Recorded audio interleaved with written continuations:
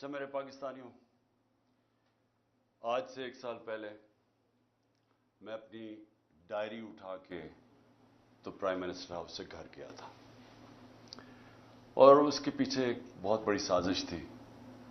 سازش کچھ سال پہلے سے شروع ہوئی۔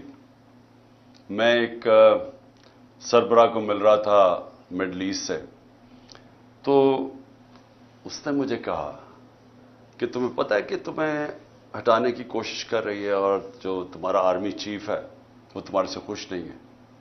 تو میں بڑا حیران ہوا، میں تو سمجھا ہم ایک پیج پہ ہیں اور ہمیں تو کوئی سوچ بھی نہیں سکتا تھا۔ تو میں نے اس کو کہا تم کیا باتیں کر رہے ہو؟ مجھے کہ کانفرنس پہ ملا،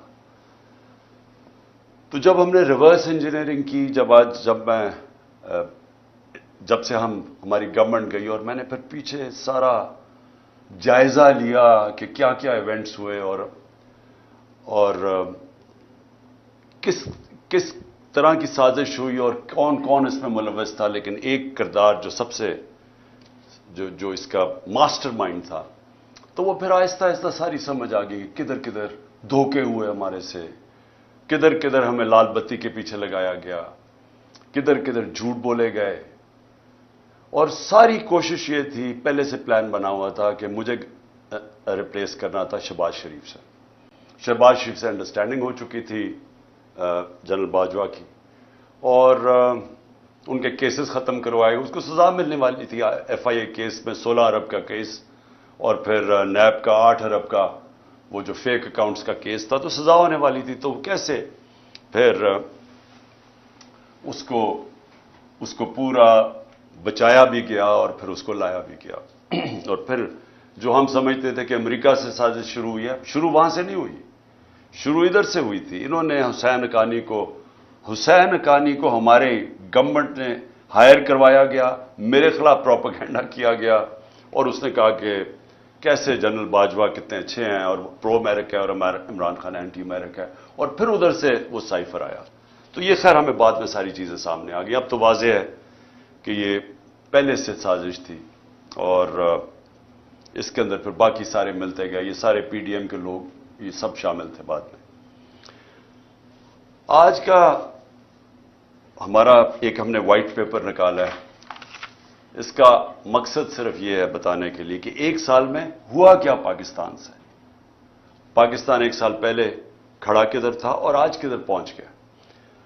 تو میں یہ چاہتا تھا کہ آج اپنی قوم کے سامنے موٹی موٹی چیزیں رکھوں کہ ایک بند کمرے میں تھوڑے سے لوگوں نے مل کے فیصلہ کر کے آج جدھر پاکستان کو پہنچا دیا ہے، تو قوم کو کم از کم پتہ چلے کہ قوم سے ہوا کیا ہے۔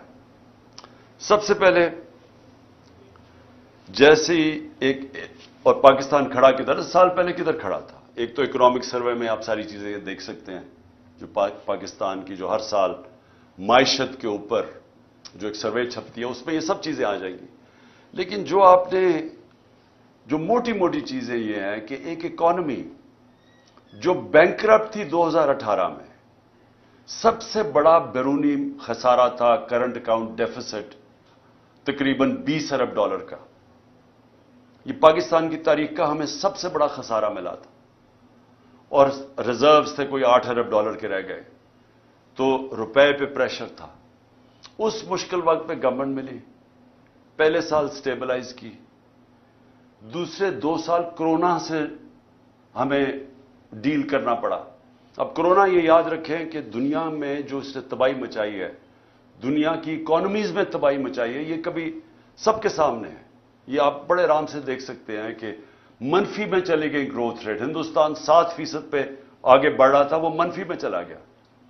تو پاکستان نے جس طرح کرونا کا مقابلہ کیا، دنیا نے اکنالج کیا، دنیا کے World Economic Forum, Economist magazine, ہر فورم کے اندر، ورلڈ ہیلتھ آرگنائزیشن نے اکنالج کیا کہ پاکستان ان چند ملکوں میں تھا، ٹاپ 3 ملکوں میں، جنہوں نے سب سے بہتر طریقے سے اتنا بڑا ایک کرائسس تھا اس کو سنبھالا۔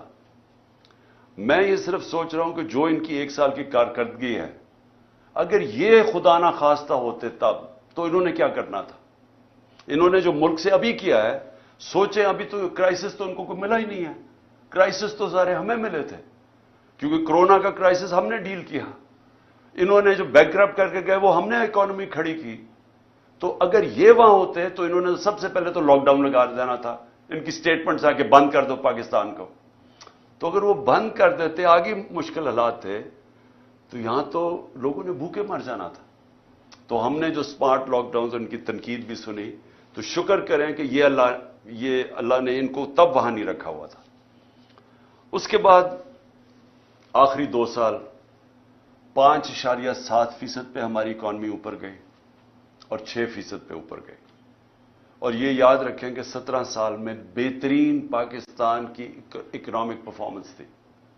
ہمیں پرابلمز آ رہے تھے. پرابلمز کیا تھا کہ دنیا میں کرونا کی سپلائی سائڈ کی رکاوٹ کی وجہ سے جو اوپر گئی، وہ جس کو کہتے ہیں کموڈٹی سپر سائیکل، انرجی کی قیمتیں اوپر چلی گئیں، گیس کی سب سے زیادہ، تیل کی، کوئلے کی، سب اوپر چلی گئی.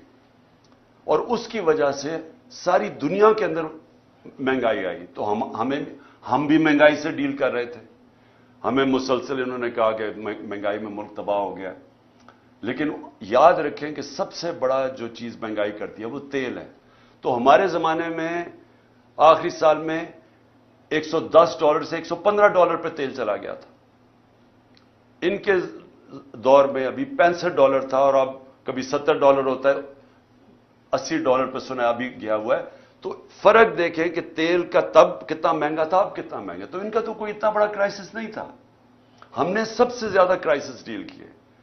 اور اس کے باوجود جب ہماری گروتھ ریٹ تھی 5.7 اور 6%، یہ 17 سال میں پاکستان کی بہترین گروتھ ریٹ تھی. اور یاد رکھیں اس سے پہلے جو تھی، امریکن ڈالر آ رہے تھے وار آن ٹیرر میں. اس سے پہلے جنرل ضیاء الحق کے تب پھر ڈالرز آ رہے تھے افغان جہاد میں. اس سے پہلے ایوب خان کی سیٹوں سینٹوں میں پھر امریکن ڈالر آ رہے تھے. یہ امریکن ڈالرز آنے کے بغیر پاکستان کی گروتھ 5.7 اور 6% تھی. جو ہم نے تیل کی قیمتیں، پٹرول اور ڈیزل کی قیمت نیچے رکھی، وہ کیوں رکھی تھی؟ کیونکہ ہم سمجھ رہے تھے کہ ببل ہے، یہ تھوڑی دیر کے نیچے آ جائے گا، لیکن ہماری اکانومی اتنا اونچ نیچ نہیں دے سکتی، اس لیے ہم نے سبسڈائز کی. کیونکہ ہم نے روس سے جب میں وہاں گیا، میں نے صدر پوٹن سے جب ملاقات ہوئی، ہم نے ان کو بتایا کہ ہمارے ملک میں یہ آپ کی ٹینشن کی وجہ سے تبھی تیل کی قیمتیں اوپر چلی گئی تھی.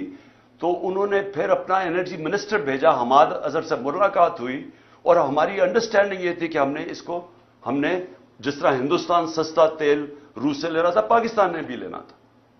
اور بدقسمتی سے آتے ساتھ ہی آپ کو پتا ہے کہ سازش شروع ہو گئی. واپس آئے تو ووٹ آف نو کانفیڈنس ہو گئی، اور اس کے بعد ہماری گورنمنٹ چند ہفتوں میں چلی گئی. تو وہ بیچ میں چیزیں رہ گئی. ہمارا ٹیررزم، جو اتنا آج کل ٹیررزم کی بات کر رہے ہیں، یاد رکھیں ہم ٹیررزم سے ٹورزم پہ گئے تھے. ہمارے 3.5 سال میں دہشت گردی دیکھ لیں اور آج دیکھ لیں.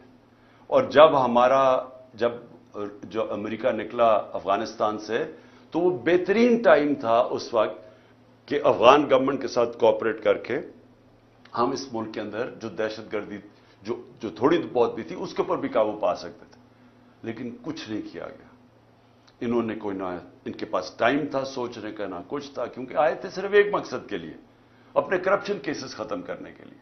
نہ انہوں نے اکانومی کا روڈ میپ دیا، نہ ان کو کوئی فکر تھی کہ یہ جو واپس آ رہے ہیں، جب طالبان گورنمنٹ آئی تو انہوں نے کہا واپس جائیں TTP کو. تو جب وہ واپس آ رہے تھے، نہ سوچا کہ ان کو ریہیبلیٹیٹ کیسے کرنا ہے.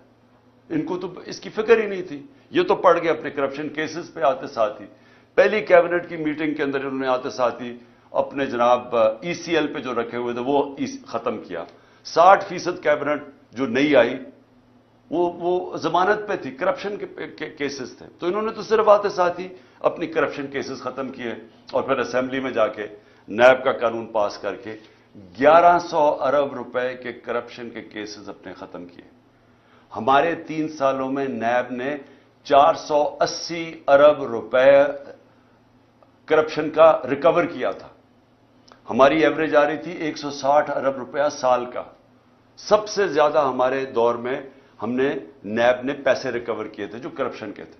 انہوں نے آتے ساتھ ہی پہلے نیب کو ختم کیا، نیب کے اوپر آدمی بٹھایا، جب وہ بٹھایا اس نے بھی دیکھا کہ میرے سے غلط کام کروا رہے ہیں، اس نے ریزائن کیا. یعنی نیب کا ادارہ تباہ کیا آتے ساتھ ہی، کیونکہ ان کو سب کو ڈر تھا نیب سے. تو امینڈمنٹ بھی پاس کی، پھر اپنا آدمی رکھایا، وہ بھی نہیں چلا. اس کے بعد ایف آئی اے کو انہوں نے تباہ کیا آتے ساتھ ہی، کیونکہ شہباز شریف نے پھنس جانا تھا. مقصود چپڑاسی اور وہ جو 16 ارب روپے کے کرپشن کیس تھے. ایف آئی اے پہلے رائے طاہر کو لے کے آئے آئی جی، جو نہیں، رائے طاہر پہلے سے تھا، اس سے غلط کام کروانے کی کوشش کی، اس نے ریزائن کیا. پھر آدمی لے کے آئے، پھر ساری ایف آئی اے کو صرف لگا دیا ہم سب کے اوپر، ہمارے اوپر کیسز کرنے کے لیے. ایف آئی اے کا ادارہ ختم کیا اپنے آپ کو بچانے کے لیے 16 ارب کیسز کے اور اپنا آدمی اور وکٹمائزیشن کے لیے. نیب، ایف آئی اے گئی، پارلیمنٹ ختم ہو گئی، کیونکہ جب راجہ ریاض بن گیا اپوزیشن لیڈر تو اس کا مطلب اپوزیشن تو ختم ہو گئی. تو پارلیمنٹ تو چلتی نہیں اپوزیشن کے بغیر، تو وہ ختم ہوئی. پھر الیکشن کمیشن، اس کو انہوں نے استعمال کیا صرف اور صرف کہ کسی طرح وہ ان کو الیکشن جتا دے. توشہ خانہ کیس کر دے عمران خان کے اوپر، فورن فنڈنگ کیس کر دے. اب وہ فورن فنڈنگ کیس ہی ختم ہو گیا. اب پتہ چلا کہ وہ فورن فنڈنگ ہی نہیں تھا، وہ کچھ اور تھا. اب ہائی کورٹ نے، ایک جج صاحب نے کہا کہ جی بتائیں، جو عمران خان کے اوپر میڈیا ٹرائل کر رہے تھے وہ بھی رہ گیا بیچ میں. ابھی توشہ خانہ بھی ختم ہوگا، وہ بھی پتہ چلے گا کہ اس الیکشن کمیشن نے ان کو خوش کرنے کے لیے میرے پہ کیس کیا تھا. اور پھنس جائیں گے یہ اب، کیونکہ توشہ خانہ کا ریکارڈ سارا اویلیبل ہے. تو توشہ خانہ کا جب ریکارڈ اویلیبل ہے، انہوں نے اپنے پیر پہ کلہاڑی مار دی ہے، کیونکہ اس میں نواز شریف اور زرداری نے پھنس جانا ہے توشہ خانہ میں. اور انشاءاللہ ان کی جو گاڑیاں انہوں نے چوری کی ہیں وہ بھی ہم سامنے لے کے آئیں گے. اس کے بعد میڈیا، جو ایک ستون ہوتا ہے ڈیموکریسی کا، اس کے اوپر واردات شروع ہوئی. عمران خان اور پی ٹی آئی کا بلیک آؤٹ شروع ہو گیا میڈیا میں. ہمارے دور پہ کہتے ہیں کہ جی میڈیا کے اوپر پابندی تھی. جتنی آزادی ہمارے دور میں میڈیا کے اوپر تھی، میں چیلنج کرتا ہوں، پاکستان کی تاریخ میں نہیں تھی. کھل میڈیا نے جس طرح ہمیں اٹیک کیا، میرے پہ، سب پہ، میرے گھر والوں پہ، کبھی ایسا میڈیا کا اٹیک نہیں تھا. ہنی مون پیریڈ بھی نہیں ملا، پہلے دن سے اٹیک شروع کر دیا. اور جیسی ہماری گورنمنٹ گئی، میڈیا کو ٹوٹل کنٹرول کیا گیا. خود ٹیلی فون جایا کرتا تھا نامعلوم صاحب سے کہ جناب عمران خان کو نہیں دکھانا. ان کو اونرز کو ٹیلی فون کر کے کہا جاتا تھا کہ اس کو نہیں تم نے دکھانا. جو 2-3 چینلز تھی وہ جو دکھا رہی تھی، ان کے اوپر اب پریشر ڈال کے ان کو بھی بند کروا دیا کہ آپ نے بھی نہیں دکھانا، لائیو عمران خان کی کوریج نہیں دکھانی. جو سب سے بڑی پارٹی پاکستان کی ہے، اس کے لیڈر کو کیسے ایک ڈیموکریسی کے اندر آپ میڈیا سے بلیک آؤٹ کروا دیتے ہیں، اس کی سپیچز نہیں دکھانے دیتے. اور یہ بھی آپ، یہ لائیو نہیں جائے گا کیونکہ ان کو خوف ہے کہ پتہ نہیں وہ کیا کہہ دے گا. تو اتنا خوف ہے فریڈم آف سپیچ سے.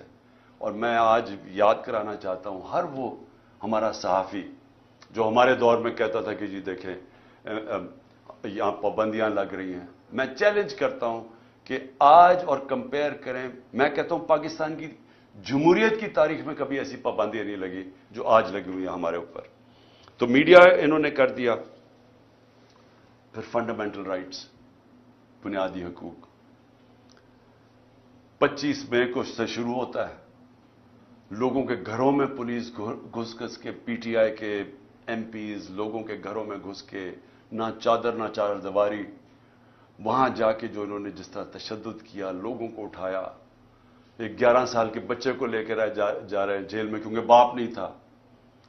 ایک گھر میں اٹیک کر دیا انہوں نے. وہ ایک میجر صاحب تھے، ان کو کیا پتا کون آ رہا ہے گھر میں. کوئی کسی کے گھر میں رات دروازہ توڑ کے گھستا اندر، اس نے گولی مار دی، اس نے سمجھا کوئی ڈاکو آ رہا ہے. اس کو پکڑ کے اس کے بیٹے کو انہوں نے جو تشدد کیا پولیس نے، جو بیٹے سے کیا. میں 6 مہینے کے بعد بیٹے کو ملا، اس نے کہا میں ابھی بھی میں رات کو سو نہیں سکتا، اتنا انہوں نے میرے ظلم کیا. اس کے بعد 25 مئی کو جو عورتیں بچوں کے اوپر انہوں نے وہاں دیکھ رہے ہیں کہ فیملیز آئی ہوئی ہیں. تحریک انصاف کی کیسے یہ کہہ سکتے ہیں کہ ہم کسی بھی انتشار کے اندر ہم ملوث ہوں؟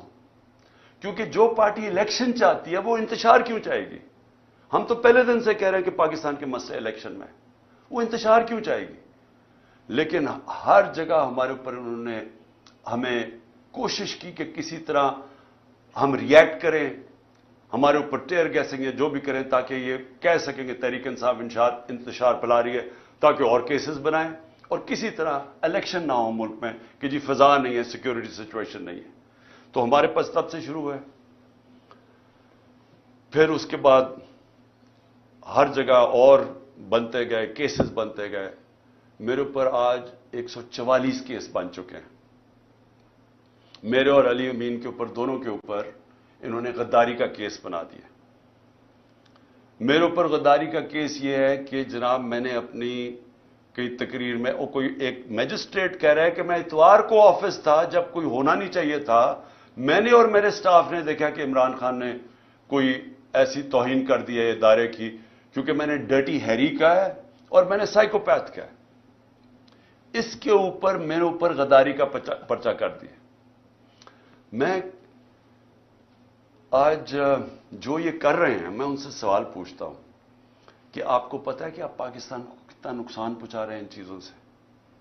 ساری دنیا میں یہ جب جاتا ہے کہ آپ نے ڈرٹی ہیری اور سائیکوپیتھ اس نے تقریر میں کہنے کی وجہ سے ایک غداری کا پرچہ کر دیا جائے ایکس پرائم منسٹر پہ. اس کا پتہ ہے پاکستان کو نقصان کتنا ہے؟ کیونکہ دنیا مذاق اڑا رہی ہے پاکستان کا، ہمیں بنانا ریپبلک سمجھ رہی ہے. 144 پرچے، جس میں 40 دہشت گردی کے پرچے میرے اوپر ہیں. یہ ساری دنیا، باہر کی چینلز ساری انٹرسٹ ہے، یہ ساری چیزوں کی رپورٹنگ ہوتی ہے. تو کس کا آج پاکستان کا کیا امیج باہر جا رہا ہے کہ پاکستان کے اندر بنانا ریپبلک ہے؟ یا کوئی قانون ہی نہیں ہے، کوئی بنیادی حقوق کی حفاظت ہی نہیں ہے، جمہوریت ہی نہیں ہے. اور سارے ہمارے ایک وقت پہ 3100 ہمارے کارکنوں کو پکڑ کے جیلوں میں ڈال دیا. ایک طرف الیکشن اناؤنس ہوا ایک طرف ورکرز کو پکڑ کے جیلوں میں ڈال رہے ہیں. اس کے بعد سوشل میڈیا کے لوگوں کو اٹھا رہے ہیں، اغوا کر رہے ہیں، وہ غائب ہو جاتے ہیں. ہمارا اظہر ماشوانی غائب ہو گیا 7-8 دنوں کے لیے، پتہ ہی نہیں کدھر گیا. ساری فیملی، گھر والے میرے سے پوچھ رہے ہیں. پوری طرح اس ملک کو سمجھنا چاہیے کہ جب یہ مسنگ پرسن ہوتا ہے، یہ جو بلوچستان میں روتے ہیں لوگ، یہ جو کراچی میں لوگ کہتے ہیں کہ یہ اٹھا کے لے گا کسی کو، اس گھر کے اوپر کیا گزرتی ہے جب آپ کسی کو اٹھا کے اغوا کر لیتے ہیں. اور پھر اعظم سواتی سے جب اس کو ٹارچر کیا جاتا ہے، اس کو کسٹوڈیل، پہلے تو اس کو بچوں کے سامنے، اس کے پوتے اور پوتیوں کے سامنے مارتے ہیں آ کے 3 بجے گھر میں گھس کے، پھر اس کو اٹھا کے لے جا کے ننگا کر کے ٹارچر کرتے ہیں 75 سال کے آدمی کو. اس کے اندر اتنا غصہ ہے آج، کیونکہ جب آپ کسی سے اس طرح ذلیل کرتے ہیں، آئین کا جو آرٹیکل 14 ہے جو رائٹ ٹو ڈگنیٹی دیتا ہے، ہمیں ہماری عزت نفس کی حفاظت کرتا ہے، جب آپ اس کو ننگا کر کے ایک ٹویٹ کے اوپر کہ اس نے باجوہ کو کہہ دیا کہ NRO 2 آپ نے دیا ہے، اس کے اوپر اس کو ننگا کر کے اس کو تشدد کرو، سوچو کہ اس کا کیا امپیکٹ گیا، ہماری پارٹی پہ کیا امپیکٹ گیا. اور سب کو پتا کون اس کے پیچھے تھا. پولیس نہیں تھی، نامعلوم افراد نے یہ کیا. گل سے یہی کیا. شہباز گل کو بھی اٹھا کے لے کے گئے، 2 دن رکھا، تشدد کیا اس کو. ایک یونیورسٹی کا پروفیسر ہے، اس کو پکڑ کے انہوں نے تشدد کیا. کدھر گئے فنڈامنٹل رائٹس؟ کوئی پوچھنے والا نہیں. خوف ہے ساری جگہ کہ او ہو جی نامعلوم نے اٹھا لیا. خوف ہے ان کا کہ کوئی سب ان کے سامنے ڈرتے ہیں. سوشل میڈیا کے بچوں کو پکڑا، کسی کو کبھی کوئی اٹھا لے، ان کی عجیب عجیب خبریں آئیں، پکڑ کے وہی ننگا کر کے ان کو ذلیل کر کے ان کو پھر گھر واپس دے کہ آپ نے کچھ نہیں کہنا، آپ نے کسی کی تنقید نہیں کرنی. کوئی یہاں ایک ایسے انٹچبلز ہیں، ان کا نام بھی نہیں آپ نے لینا. یعنی یہ کوئی مشرف کے مارشل لا کے اندر ہم نے کبھی اس طرح کی سختی نہیں دیکھی. میں نے کبھی اس طرح، میں اپوزیشن میں تھا، کبھی میں نے اس طرح کا ظلم نہیں دیکھا جو ہمارے اوپر ہوا اور ہوتا جا رہا ہے، رکتا نہیں ہے. ہمارے جو لوگوں کو اٹھاتے ہیں وہ سب بتاتے ہیں، ان کو پکڑ کے لے جاتے ہیں. روزوں میں انہوں کو اٹھایا، نہ ان کو روزہ کھولنے دیا، گندا پانی دیں، پھر کوئی نامعلوم افراد آ جائے ان سے پکڑ کے لوگوں کو ان کو پھینٹا لگایا ان کو. اور پولیس کا میں یہ کہہ دوں کہ زیادہ تر پولیس ہمارے ساتھ سمپیتھیٹک تھی. لیکن میں اب اپنے گھر کا بتانا چاہتا ہوں کہ میرے گھر کے اوپر جو یہاں اٹیک ہوا.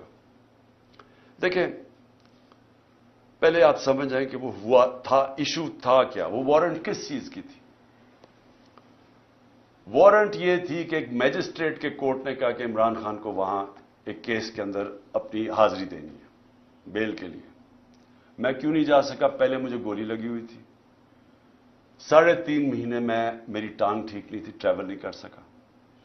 اس کے بعد میں نے ساری عدالتوں میں، ہائی کورٹ اسلام آباد جانا شروع کیا. اس عدالت میں اس لیے نہیں جا سکا کیونکہ وہ کچہری میں، ایف8 کچہری میں جدھر وہ عدالت ہے ادھر 2 دفعہ دہشت گردی کے حملے ہوئے ہیں. ججز اور وکیل وہاں مر چکے ہیں اس میں. اس لیے ہماری سیکیورٹی، کیونکہ گورنمنٹ کا کام ہے مجھے سیکیورٹی دینا، یہ دے نہیں رہے. انہوں نے جو پرائم منسٹر کی بھی سیکیورٹی تھی، ایکس پرائم منسٹر، وہ بھی ہٹا لی ہے، اور اس جگہ کے اوپر سیکیورٹی تھی نہیں. تو ان سے وکیلوں نے درخواست کیا میجسٹریٹ کو کہ وہ آپ دوسرے عدالت میں چلے جائیں تو ہم آ جائیں گے. اس کے اوپر اس نے میری وارنٹ نکال دی.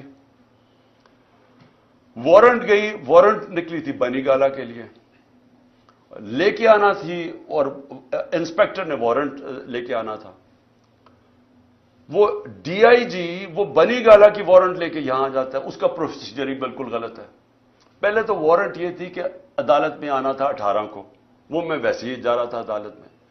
لیکن وہ وارنٹ یہ 3-4 دن پہلے آ گئے یہاں کہ جی آپ کو ہم نے اریسٹ کرنا ہے. بالکل غلط تھا، غیر قانونی تھا. اس کے بعد انہوں نے جب یہاں پولیس فوج جمع کر دی، جس طرح کہ دنیا کا سب سے بڑا دہشت گرد یہاں چھپا ہوا ہے، 3 طرف سے پولیس. تو شام کو میں نے وکیل کے ذریعے اشتیاق خان جو پریزیڈنٹ ہے لاہور بار ہائی کورٹ کا، اس نے میں نے ایشورٹی بانڈ دیا کہ میں پہنچ رہا ہوں وہاں 18 کو، اور جب وہ ایشورٹی بانڈ مل جائے قانون کے مطابق اریسٹ نہیں کر سکتے. وہ سی پی او وہ لیتا ہی نہیں ہے بانڈ، کیونکہ نیت کچھ اور تھی. نیت کیا تھی یہ ذرا میں آپ سب کو بتا دوں. نیت ان کی یہ تھی کہ 2 قسم کے ان کے سامنے ماڈل تھے جو میرے اوپر آزمائے. پہلے تھا سلمان تاثیر کا قتل. وہ دینی انتہا پسند ہیں جو وزیر آباد جس کے نام پہ انہوں نے یہ پلان کر کے کیا ہوا تھا. پہلے انہوں نے ایک کیمپین چلائی کہ عمران نے توہین مذہب کر دی ہے. میں نے تب پبلک میں کہا کہ یہ اب سلمان تاثیر ٹائپ قتل کرائیں گے میرا دینی انتہا پسند سے، اور وہی ہوا. وہ اس نے میرے پہ واردات کی وزیر آباد میں. اس کے بعد کور اپ کیا گیا. پہلے تو میری ایف آئی آر نہیں رجسٹر کی. مجھے پتا تھا وہ کون 3 لوگ ہیں جو پیچھے تھے، کیونکہ میں تو پہلے سے کہہ رہا تھا کہ یہ میرے اوپر واردات ہونی ہے. اس کے بعد جب واردات ہوگی انہوں نے سیبوٹاج کیا جے آئی ٹی کی، کیونکہ اگر وہ فائنڈنگ سامنے آ جاتی تو پتا چل گیا تھا 3 شوٹر ہیں، ایک تھا ہی نہیں. تو وہ دینی انتہا پسند کا جو انہوں نے بوگی بنائی تھی وہ تو ختم ہو گئی تھی. تو انہوں نے وہ سیبوٹاج کی. کون تھے پیچھے؟ وہ طاقتور جو سارے پاکستان میں وہ طاقتور جو فیصلہ کرتا وہی ہوتا ہے، وہ پیچھے تھے. اس کے بعد اگلا پلان بنتا ہے یہ جو میرے گھر پہ یہ اٹیک، یہ دوسرا ماڈل تھا مرتضی بھٹو ٹائپ قتل، کہ انہوں نے اٹیک کرنا تھا، یہاں ہو رہا ہے، اور اسی کے اندر جناب عمران خان کو قتل ہو گیا. تو وہ مرتضی بھٹو کا ماڈل تھا. یہاں پہلے کیا، ساری رات اٹیک کرتے رہے، اتنی پولیس رینجرز، جس طرح کا انہوں نے کیا سب غیر قانونی تھا. مقصد کچھ اور تھا. مقصد یا قتل کرنے کا تھا، یا پھر اٹھا کے جیل کے اندر کوئی زہر دے دینی تھی، جو کہ ان کا وہ جس طرح 4 وہ مرے ہیں ہارٹ اٹیک سے شہباز شریف کے گواہی، وہ دوسرا وہ ماڈل تھا. اس کے بعد میں جاتا ہوں اسلام آباد، ادھر دوسرا پلان، پھر مرتضی بھٹو پلان بنا ہوا تھا. اندر پہلے انہوں نے مجھے اکیلا کرنا تھا، اندر جانا تھا، وہاں رینجرز پولیس بھرے ہوئے تھے، نامعلوم افراد. تو وہ تو شکر ہے ہمارے اندر جو وکیل تھے ان کو بھی مارا، شبلی فراز کو مارا وہاں. اور اس نے جلدی سے انہوں نے آ کے بتایا کہ یہاں نہ ہو، یہاں تو ٹریپ ہے، ڈیتھ ٹریپ ہے. وہ اللہ نے وہاں سے بچایا. تو یہ سارا پلان بنا ہوا تھا عمران خان کو راستے سے ہٹانا. وہ کیونکہ 37 میں سے 30 بائی الیکشن ہم جیت چکے تھے. پاکستانی قوم ہمارے ساتھ کھڑی ہو گئی تھی. ڈر ان کو الیکشن سے لگ چکا تھا. الیکشن سے یہ بھاگ رہے تھے، اور اس الیکشن سے بھاگنے کے لیے ان کو ڈر یہ تھا کہ اگر اس کو جیل میں بھی ڈالتے ہیں تو اس کی پاپولیرٹی اوپر چلی جائے گی، لہٰذا اس کو قتل کرو، راستے سے ہٹاؤ. تو یہ جو 144 کیسز ہیں یہ سارا اسی کی کڑی ہے. پھر اسی دور میں میڈیا کا کیا، یعنی جو بنیادی حقوق تو تباہ کر دیے انہوں نے. جو ابھی علی امین کو پکڑا، علی امین کو کس طرح پکڑا؟ اس کو پولیس، اس کا جو ڈی پی او پکڑنے آیا، اس نے سٹیٹمنٹ دی کہ جو بھی ہو جائے میں نے اس کو پکڑ کے لے کے جانا ہے، عدالت بھی نہ اسے جانے دے. یعنی ایسا کہ ٹارگٹ کر کے جو مین لوگ ہیں عمران خان کے ساتھ، ان کو پکڑ کے جیلوں میں ڈالنا ہے. اگر عمران خان نہیں تو مین لوگوں کو جیلوں میں ڈالو. اچھا، اس کے بعد معاشیت. اب ذرا معیشت کیا تھی؟ میں نے شروع میں آپ کو بتایا کہ اکانومی گرو کر رہی تھی. انڈسٹری 17 سال میں لارج سکیل مینوفیکچرنگ انڈسٹری 10% کی ریٹ پہ گرو کر رہی تھی، 10% پہ، جو کہ بڑی انڈسٹری ہوتی ہے جس سے سب سے زیادہ روزگار ملتا ہے. 3 سال میں 55 لاکھ لوگوں کو مزید روزگار ملا. یہ بھی ورلڈ بینک کی ہے. اور ہمارا جو زراعت ہے وہ 4.5% پہ گرو کر رہی تھی. 2 سال مسلسل بمپر کراپس ہوئی. کیوں؟ کیونکہ ہم نے پیسہ، گنا کا جو فصل تھی اس کا پورا پیسہ دینے دیا. ہم نے شوگر مل مافیا کو، جو بیچارے کسان کو کے اوپر ظلم کرتے ہیں، اس کے حق مارتے ہیں، ہم نے ان کو ٹائم پہ پیسے دلوائے، پوری قیمت دلوائے. انہوں نے پیسہ اپنی زمینوں پہ لگایا. تو سب سے زیادہ پیسہ زراعت میں گیا ہمارے دور میں، اور اس کی وجہ سے انہوں نے، ہماری فصلیں بھی زبردست ہوئی، زراعت بھی بڑھ رہی تھی، انڈسٹری بھی بڑھ رہی تھی. آئی ٹی کی ایکسپورٹس جو مستقبل ہے 75% 2 سالوں میں بڑھی. تو ملک تو صحیح راستے پہ جا رہا تھا، ریکارڈ ہماری ٹیکس کلیکشن ہو رہی تھی. تو اب کیا حالات ہیں معیشت کے؟ 6% سے ورلڈ بینک کے مطابق 0.4% پہ گروتھ ریٹ نیچے چلی گئی. اس سے ورلڈ بینک کی رپورٹ ہے کہ 40 لاکھ لوگ غربت کی لکیر سے نیچے چلے گئے. مہنگائی جس کے اوپر سارا شور مچا ہوا تھا ہمارے دور میں، یاد رکھیں کہ ہمارے دور میں جو مہنگائی کی اصل وجہ تھی وہ تیل تھی. تیل ہمارے دور میں 110 سے $115 بیرل پہ کیا تھا. یہ نیچے آ کے $65 سے آپ کوئی $80 کے بیچ میں ہے. تو اس دور کے اندر ہماری مہنگائی تھی، جو انفلیشن تھی، وہ 12% تھی. ان کے دور میں وہ پہنچ گئی تقریباً 35%. اور جو کھانے پینے کی چیزیں ہیں وہ 1 سال میں 50% بڑھی ہیں. آپ جو چیز عام آدمی کو سب سے افیکٹ کرتی ہے وہ ہے آٹا. آٹے کا 20 کلو کا بیگ اگر آج آپ دیکھیں، اور ہمارے مقابلے میں ہمارا تھا 1140 روپے کا، آج وہ بیگ پہنچ گیا ہے 2800 روپے کا. تو جو عام آدمی ہے، جو اب آٹے کی لائنیں دیکھ رہی ہیں اور لوگ دیکھ رہے ہیں بیچارے آٹا لیتے ہوئے، جو 20 سے زیادہ لوگ مر چکے ہیں. جو بنیادی چیز ہے، پہلے بے روزگاری بھی بڑھ گئی، ویسے کھانے پینے کی چیزیں 50% بڑھ گئی، اور اس کے اوپر آٹا جو بنیادی چیز ہے اس کی قیمت دگنی سے زیادہ ہو گئی. اس کا مطلب یہ کہ لوگوں کے اس وقت سب سے برے حالات ہیں، اور یہ بڑھتے جا رہے ہیں. مہنگائی بڑھتی جا رہی ہے کیونکہ رک تو نہیں رہی. روپیہ 100 روپے سے زیادہ ڈالر مہنگا ہو چکا ہے. روپیہ 100 روپیہ گر چکا ہے. اور پھر سے میں یاد کرا دوں کہ جو باہر بیٹھے ہوئے ہیں، جو لنڈن میں بیٹھے ہوئے ہیں، جن کی اربوں ڈالرز کی پراپرٹیز ہیں، جن کے ڈالر میں پیسے ہیں، ان میں اضافہ ہو گیا 100 روپیہ. اور جو پاکستان کے اندر اس وقت جو عام آدمی جن کے آپ کے روپیوں میں پیسے ہیں، وہ ڈالر کے مقابلے میں 100 روپیہ کم ہو گیا. اگر آپ یہ سمجھیں نا کہ 100 روپیہ آپ کے پاس بینک میں پڑا ہوا تھا، تو صرف 65 روپے اس کی خریدار کی قیمت رہ گئی ہے. ایکسپورٹس 10% گر گئی ہیں.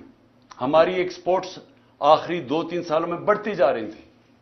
اب بجائے بڑھنے کے ایکسپورٹس 10% کم ہو گئی ہیں. اس کا مطلب کہ ہمیں اور زیادہ مسئلہ ڈالرز کا آنے والا ہے، کیونکہ ہم اب قرضے تو لے رہے ہیں، لیکن قرضے واپس کرنے کے لیے جو ہمارے پاس دولت میں اضافہ ہونا چاہیے، یعنی ایکسپورٹس میں اضافہ اور ریمیٹنسز میں، وہ بجائے بڑھنے کے وہ یا رک گیا یا کم ہو گیا. تو ڈالرز تو کم آ رہے ہیں اور قرضے بڑھتے جا رہے ہیں. اور انڈسٹری جو سب سے خطرناک ہے پاکستان میں، کہ آپ کی دولت میں اضافہ انڈسٹریلائزیشن سے ہوتا ہے. جو ہماری انڈسٹری بڑھتی جا رہی تھی, جو لارج سکیل مینوفیکچرنگ 10% بڑھ رہی تھی, وہ آج 50% انڈسٹری بند ہو چکی ہے.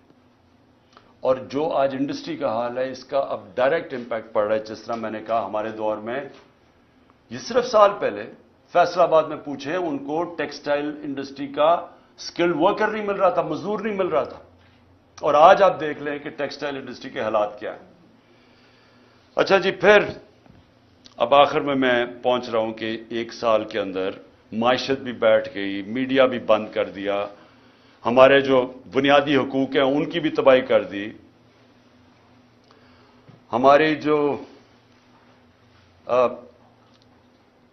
ہماری جو ٹیررزم ہے پاکستان میں, جو ٹورزم کی طرف چلے گئے تھے, باہر کی برٹش ایئرویز, باہر کی airline, Virgin Atlantic airlines آنی شروع ہو گئی تھی پاکستان میں, کرکٹ ٹیمز آنی شروع ہو گئی تھی, وہ آج پھر دہشت گردی بڑھتی جا رہی ہے. کیونکہ امن تھا تو یہ سب آ رہے تھے, تو ان کے دور میں دہشت گردی بڑھتی جا رہی ہے.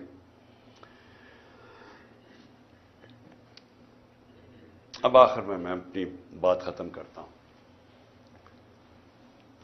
اب پاکستان کدھر جا رہا ہے؟ ساری قوم کو ہمیں اب سوچنا چاہیے کہ ہمارا ملک جا کدھر رہا ہے. سارے ادارے ہمارے گئے, پارلیمنٹ ہماری گئی. جس طرح پھر سے دیکھیں, ملک چلتا ہے اداروں کے اوپر. پارلیمنٹ ایک ادارہ ہے, پارلیمنٹ کی آج حیثیت ختم ہو گئی ہے. آج پارلیمنٹ کے اندر کورم ہی پورا نہیں ہوتا, تو اس کو کوئی شوق ہی نہیں ہے پارلیمنٹ میں, اس کا مقصد ہی ختم ہو گیا جب اپوزیشن ختم ہو گئی. لیکن جو گورننس کے ادارے ہیں وہ گئے ہیں. جب آپ کی الیکشن کمیشن کے اوپر اعتماد اٹھ جائے, جب نیب ختم ہو جائے, جب ایف آئی اے ختم ہو جائے جس نے انویسٹیگیٹ کرنا ہے کرپشن, ان کو صرف استعمال کرو وکٹمائزیشن کے لیے. کیئر ٹیکر گورنمنٹ, اب کیئر ٹیکر گورنمنٹ بھی ایک ادارہ ہے. وہ کیئر ٹیکر گورنمنٹس بنی اس لیے تھی کہ یہ نیوٹرل ہوں گی, تاکہ نیوٹرل گورنمنٹ نیوٹرل امپائر بنیں گی الیکشنز کروانے کے لیے. یہ اس لیے بنی تھی. یہ جو کیئر ٹیکر گورنمنٹ بنی ہے, کوئی تصور کر سکتا ہے اس طرح کے لوگوں کو کوئی نیوٹرل کہہ سکتا ہے؟ 3100 کارکنوں کو پکڑ کے جیل میں ڈال دیں, میرے گھر پہ حملہ کر دیں. میں جاتا ہوں اسلام آباد, پیچھے میری بیوی اکیلی گھر پہ, وہ پورا دعویٰ بول دیتے ہیں, مارتے ہیں ان کو, نوکروں کو مارتے ہیں, خنسامے کو لے جاتے ہیں. اچھا, خنسامے سے سوال کیا پوچھتے ہیں یہ نامعلوم افراد؟ یہ بھی سن لیں کہ جی عمران خان کے جو گھر پہ جو کمرے میں اس کے شیشے لگے ہوئے ہیں, اس خنسامے سے پوچھ رہے ہیں کیا وہ بم پروف ہیں یا بلٹ پروف ہیں. پھر اس سے پوچھ رہے ہیں کہ جناب کتنا راستہ ہے کچن سے عمران خان کے بیڈ روم کی طرف. یہ خنسامے سے سوالات پوچھ رہے ہیں. وہ اور ہے کہ وہ کھاتا کیا ہے, تاکہ وہ زہر دینے کے لیے پتہ چل جائے کھاتا کیا ہے. یہ ہمارے ملک کے حالات ہیں. وہ بیچارے خنسامے کو مار مار کے وہاں پہلے لے جاتے ہیں, اب یہ سوال پوچھ رہے ہیں اس سے, اور اس بیچارے غریب آدمی کو پھر اپنا ایسٹ بنانے کی کوشش کر رہے ہیں کہ تاکہ آگے سے جاسوسی کریں ان کی. پہلے بھی میرے جو اسلام آباد کے جب میں پرائم منسٹر تھا, وہ دونوں میرے جو نوکر تھے, میرے جو گھر میں کام کرتے تھے, ان دونوں کو پے رولز پہ رکھ لیا نامعلوم افراد نے. ان سے بھی یہ پوچھتا ہے کھانا کیا کھاتا ہے. یہ سوچیں, یہ ملک کے حالات ہیں کہ کیا اگر مارنے کی آپ نے کوشش کر رہی ہے تو کوئی عقل سے ہی کر لیں, کسی تھوڑی سی عقل ہی استعمال کر لیں. اس طرح بھونڈے طریقے سے کھلے عام کبھی وہ پورا گھر پہ دعویٰ بول دیتے ہیں, وہاں ادھر کر دیتے ہیں, یا پھر زہر کی, اچھا جی کھانا کیا کھا رہا ہے, اور پھر گھر کا جی بلٹ پروف ہے یا بم پروف ہے اس کا کمرہ. تو میں آج آخر میں یہ پوچھنا چاہتا ہوں کہ ہم جا کدھر رہے ہیں. ادارے جب ایک ملک کے ختم ہو جاتے ہیں, ملک ختم ہو جاتا ہے. ملک چلتا ہے اداروں کے اوپر, آپ کی بیوروکریسی کے اوپر, آپ کا جوڈیشل سسٹم کے اوپر. وہ ادارے جو گورننس کے ادارے ہیں, پولیس کا ادارہ ہے, پولیس سے یہ کام کروانے جا رہے ہیں. اچھا, پولیس ہمیں خود آپ آ کے کہتی ہے جی یہ بڑا غلط کر رہے ہیں, ہم نہیں کر رہے, ہمیں پیچھے سے حکم ہے. اب یہ پیچھے سے نامعلوم افراد بیٹھے ہوئے ہیں, وہ پیچھے سے ان سے کام کروا رہے ہیں. پولیس والے اب کہتے ہیں. وہ جب ہمارے لوگ جیل میں گئے, انہوں نے کہا جی پولیس نہیں کرتی تھی, وہ بعد میں نامعلوم افراد آتے تھے شلوار قمیض میں, وہ آ کے ان کے اوپر تشدد کرتے تھے. یہ ہے آج پاکستان کا حال. اور کس کو یہ اوپر رکھ رہے ہیں؟ اس ملک کے نامور ڈاکوؤں کو, جن کی سارے پراپرٹیز باہر پڑی ہیں, جن کا پیسہ باہر پڑا ہے, 30 سال سے منی لانڈرنگ کر کے باہر پیسہ لے کے جا رہے ہیں, ان کو بچانے کے لیے ملک کے ادارے بھی ختم کیے جا رہے ہیں, سارے انسانوں کے بنیادی حقوق ختم کیے جا رہے ہیں, سارے اداروں پہ پریشر ڈال رہے ہیں کہ کسی طرح ہم ان کو قبول کر لیں اور کرش کرنے کی کوشش کر رہے ہیں تحریک انصاف کو. ایسے پولیٹیکل پارٹیز کرش نہیں ہوتی. میں یہ آج ساروں کو پیغام دے رہا ہوں, یہ صرف اور صرف ہم ملک کو نقصان پہنچا رہے ہیں. فاطمہ جناح کا جب الیکشن ہوا ایوب خان سے, تو یہ حربے استعمال کیے گئے اس کو ہرانے کے لیے. اس کا کیا ہوا نقصان؟ ادھر سے شروع ہوا ایسٹ پاکستان کی علیحدگی. مجیب الرحمان ان کے ساتھ تھے, فاطمہ جناح کے ساتھ.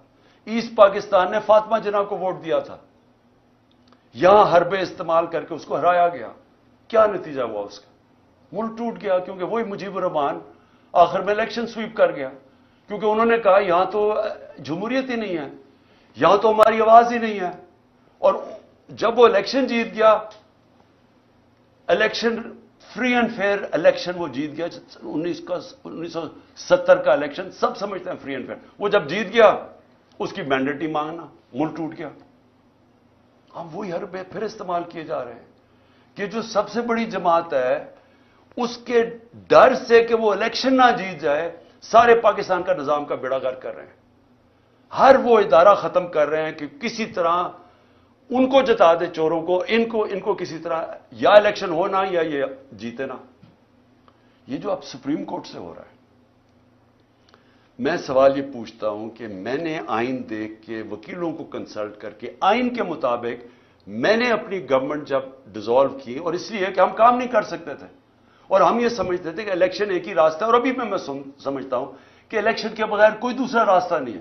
ہم اپنی گورنمنٹ ڈیزالو کرتے ہیں, ادھر سے پتا چلتا ہے جی وہ اور ایشو اٹھ جاتا ہے کہ جی وہ 100 موٹو یا نہیں 100 موٹو. بھی 100 موٹو میں تو ہماری گورنمنٹ گئی تھی 1 سال پہلے, 100 موٹو میں تو گئی تھی, یہی ججز تھے, تب وہ ٹھیک تھا. اب وہ 100 موٹو لیتے تو اب کہتے جی وہ بجائے یہ فیصلہ کریں جی 90 دن کے اندر الیکشن ہونے چاہیے یا نہیں, کیا آئین کیا کہتا ہے؟ تو آئین تو واضح ہے. بجائے اس کے اوپر بات کرنے کہ کبھی کوئی جی آپس میں ججز کو تقسیم کروا دو, ان کی آپس میں انتشار کروا دو, ملک کا بیڑا غرق کروا دو, کسی طرح الیکشن نہ ہو. وہ باہر بیٹھا ہوا جو ہے, اور یہ زرداری, میں بتاؤں ان کا پاکستان میں انٹرسٹ کیا. میں پھر سے پوچھتا ہوں, چھٹیاں باہر, جب اقتدار سے نکلتے ہیں پھر باہر بھاگ جاتے ہیں, بڑے بڑے محلوں میں وہاں رہ رہے ہیں, شاپنگ باہر ہے, سرجریز باہر ہیں, سب کچھ باہر ہے, بزنسز باہر ہیں, اس کے بچے 2 باہر کہتے ہیں پاکستان نیشنل ہی نہیں ہے. 3 دفعہ پرائم منسٹر کے بیٹے کہتے ہیں پاکستان نیشنل اس لیے نہیں ہے, یہ جواب ہی نہیں دے سکتے کہ اربوں روپے کی پراپرٹیز کدھر سے آئیں ان کے پاس. اور وہ بیٹھ کے فیصلے کر رہے ہیں پاکستان پہ, اور وہ فیصلہ کر رہے ہیں لنڈن پلان کے تحت کہ کیونکہ میں الیکشن نہیں جیت سکتا اس لیے الیکشن نہ کرواؤ اور پی ٹی آئی کو کرش کرو. اور وہ کہہ رہے ہیں کہ میں یہ جو میری اگریمنٹ ہے وہ پوری کرو, اور اس میں یہ چل رہا ہے, ملک کا بیڑا غرق ہو رہا ہے, اکانومی بیٹھ رہی, کوئی فکر نہیں ہے کہ ملک کی معیشت تباہ ہو رہی ہے. نہ پاکستان, 80% پاکستان کا بزنس مین کہتا ہے کہ ہمیں اس گورنمنٹ پہ اعتماد ہی نہیں ہے, لیکن پھر ان کو بٹھایا ہوا نہیں جی وہ تو ابھی اکتوبر میں نہیں آ گیا, الیکشن اور آگے جا رہے ہیں, جب تک یہ جیتیں گے نہیں. جب تک غلط فہمی یہ ہے کہ کہیں یہ لوگ تھوڑی دیر کے بعد شاید ان کو اچھا سمجھنا شروع ہو جائے. وہ کیسے اچھا سمجھیں گے؟ کون سی چیز کریں گے کہ ملک کو اس دلدل سے نکالیں گے؟ ان کے پاس تو راستہ ہی کوئی نہیں. آپ اور ان کے لیے ملک کے آئین کو بھی نقصان پہنچانے کی کوشش ہو رہی ہے, عدلیہ کو بھی تقسیم کرنے کی, ادارے بھی ختم, فنڈامنٹل رائٹس بھی ختم, ہمارے اوپر بھی 144 کیسز. اور پھر سے میں کہتا ہوں کہ ملک کا مذاق اڑا ساری دنیا میں, ساری دنیا میں پاکستان. اب کیا مجھے یہ بتائیں, جب یہ کہے گئے گورنمنٹ کہے گی کہ ہم سپریم کورٹ کا فیصلہ نہیں مانتے, تو کس انویسٹر نے پاکستان میں آنا ہے؟ جب آپ ایک انویسٹر کو جب پاکستان کی جسٹس سسٹم میں اعتماد ہی نہیں ہے, وہ کون اپنا پیسہ لے کے آئے گا پاکستان میں؟ پاکستانی اپنا پیسہ باہر لے کے جا رہے ہیں, وہ جا کے باہر انویسٹ کر رہے ہیں. اور پھر جس ملک کے اندر اگر یہ چیزیں وہ سنیں کہ ایک ایکس پرائم منسٹر کو غداری میں اس لیے اس کے اوپر کیس کر دیا کیونکہ اس نے ڈرٹی ہیری اور وہ سائیکوپیتھ لکھ دیا ہے. دنیا مذاق اڑائے گی. اس کو بنانا ریپبلک کہتے ہیں. بنانا ریپبلکس میں انویسٹمنٹ نہیں آتی.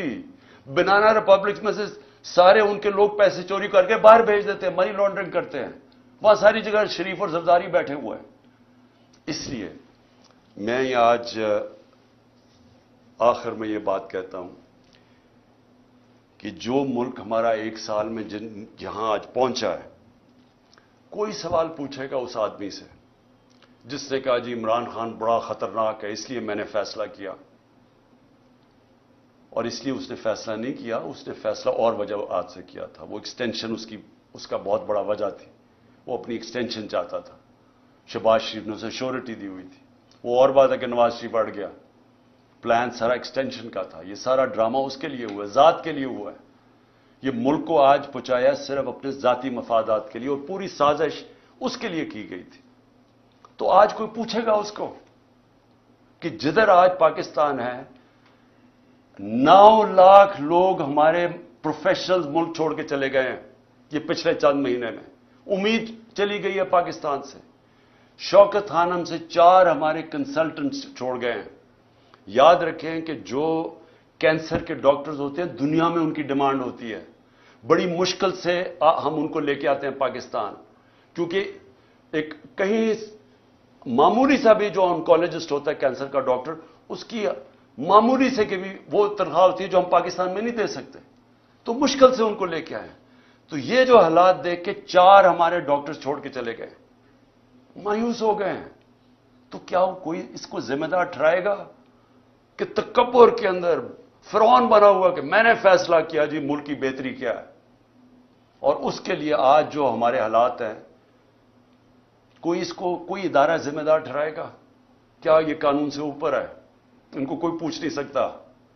حمود الرحمان رپورٹ 25 سال کے بعد جو ملک ٹوٹ گیا تھا ہندوستان میں چھپی تھی, پاکستان نہیں آئی تھی, کیونکہ وہ یہ سمجھتے ہی نہیں ہیں کہ جب تک ایک معاشرے میں تنقید نہیں ہوتی معاشرہ آگے نہیں بڑھ سکتا. جو ساری ڈکٹیٹرشپس دنیا میں فیل ہوئی ہیں ان کی سب سے بڑی وجہ ہے کہ ڈکٹیٹرشپس کے اندر تنقید نہیں ہوتی. جب تنقید نہیں ہوتی معاشرہ سکڑ جاتا ہے. یہ جو جمہوریت کی خوبی ہے یہ کہ وہ تنقید ہوتی ہے اور تنقید سے اپنی صلاحیت کرتا ہے معاشرہ.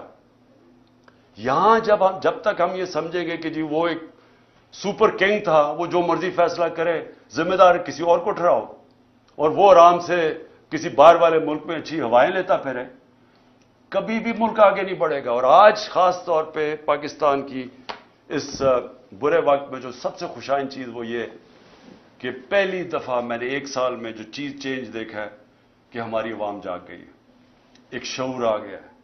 ہمارا نوجوان سوشل میڈیا کی وجہ سے اور یہ 1 سال کی کیمپین میں وہ نوجوان ایک ایشو سمجھ گیا, بچے سمجھ گئے ایشوز, اسکول کے بچے, وہ شعور ہے جو کبھی پہلے بڑوں میں نہیں تھا. اور اس سے بھی بڑی چیز کہ ہماری خواتین گھروں کے اندر انقلاب آ گیا.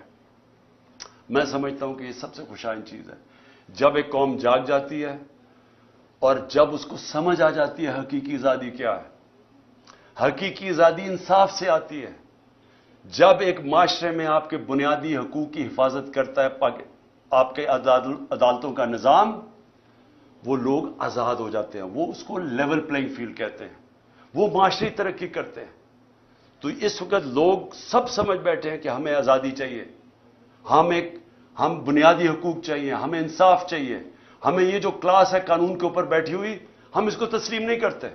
یہ جو چھوٹے سے لوگ ہیں جو ملک کے فیصلے کرتے ہیں, چوری کریں تو NRO مل جاتا ہے, قانون توڑیں تو اپنی FIR, ex prime minister FIR نہیں درج کروا سکتا کیونکہ وہ خاص کوئی آدمی تھا جس نے جو مرضی کرے تو اس کو ہمارا قانون کا نظام نہیں پکڑ سکتا. یہ ہے ظلم پاکستان کا, اور یہ جب تک چینج نہیں ہوگا ملک کا کوئی مستقبل نہیں ہے. جب تک ہم اس ملک میں رول آف لا نہیں لے کے آتے. 1 سال کا ہمارا تجربہ یہ ہمیں بتاتا ہے کہ رول آف لا جس معاشرے میں نہیں ہے اس میں تباہی ہے. اور 1 سال میں جو قتل ہوا ہے وہ رول آف لا قتل ہوا ہے.